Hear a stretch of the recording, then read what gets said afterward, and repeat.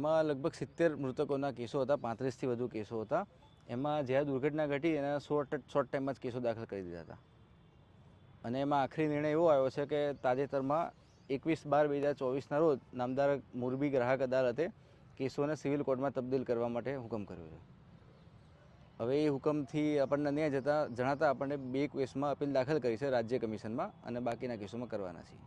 એમાં નામદાર કોર્ટે સિટી સિવિલ કોર્ટમાં કેસ તબદીલ કરવાનો હુકમ કર્યો છે અને સમરી સ્વરૂપે કેસ ચાલી ના શકે એવું તારણ આપીને એવો હુકમ કર્યો છે.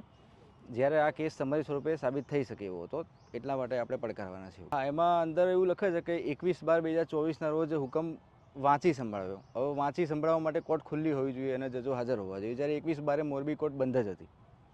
હવે 21/12 વાંચી સંભળાવ્યું એવું લખે છે, નીચે સહી 26/12ની છે, મતલબ 21/12 તો કોર્ટ હતી જ નહીં. અને 26/12ની સહી છે તો 26/12 પણ રાવલ સાહેબ જે છે એ કોર્ટમાં હાજર નહોતા.